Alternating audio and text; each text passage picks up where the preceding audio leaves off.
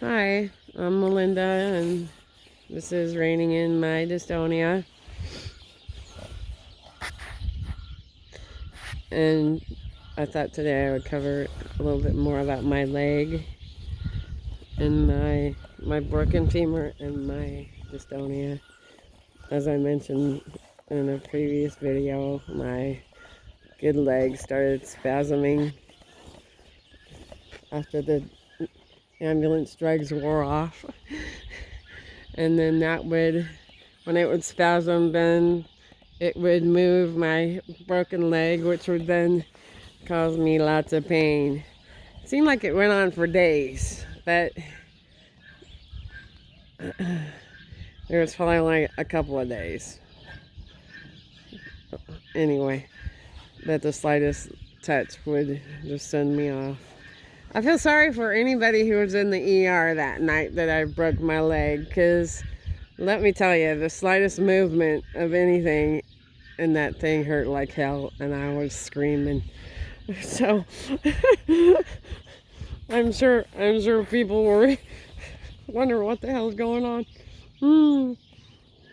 Another thing that my dystonia came into play with my broken femur was that my left shoulder spasms and kind of hikes up, and it's hard to get needles, do IVs or take blood or anything from that arm.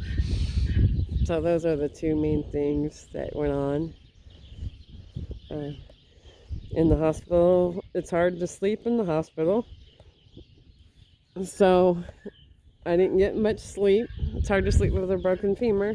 So I didn't get much sleep in the hospital, which then would make my spasms worse. My toes, my speech, and my eating would get worse, harder. So that was another thing that my dystonia affected. I wouldn't say that it affected anything as far as my recovery and how fast it went or slow it went. Actually, they told me I was moving really fast. That I was going to recover fast. Anyway, and then I was non-weight bearing for 6 weeks, so I came home in a wheelchair with a walker and some crutches, and I slept in the sunroom in the reclining couch. So that's really all I can say about the dystonia and the broken femur. The broken femur, I say this a lot to people. I belong to a broken femur survivor Facebook page, which I didn't find that until about 2 or 3 weeks into my recovery. I wish I had found it in the very beginning, because that first few weeks were the hardest thing ever. Lots of tears, lots of screaming, lots of yelling, I just want my life back, and lots of fear that I wouldn't get my life back. So I wish I had found them sooner, but I'm glad I found them. Anyway, I will, after 6 weeks, after 6 weeks I was released to drive, but I didn't drive much because it was on my right foot and I just wasn't comfortable driving, because what if I got into a bind or, trouble, had to avoid an accident or something and slammed on my brakes. So I tried to avoid driving. My husband ended up going on FMLA in order to be home to help take care of me and everything else. So he actually he kept working, but he worked part-time.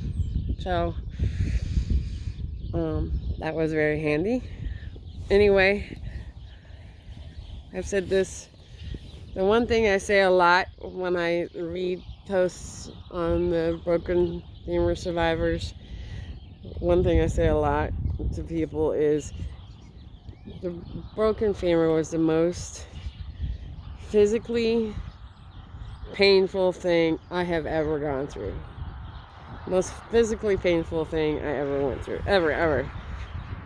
A lot of times when I needed drugs in the hospital, I was like, can I get what I had in the ambulance? And they're like, oh no, those were special drugs. Because I didn't feel a damn thing in the ambulance.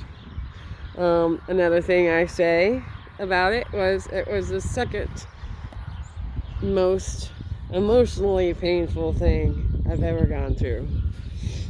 I say second because I lost my dad in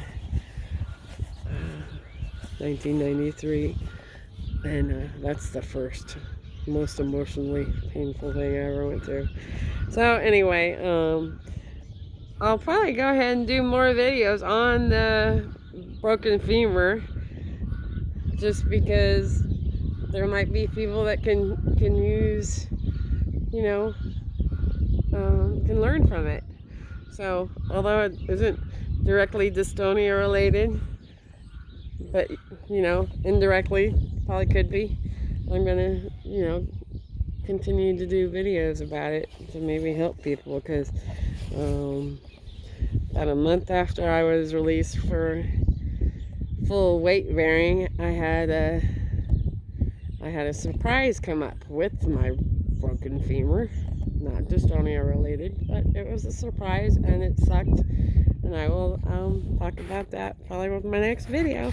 Thank you all. Have a good day.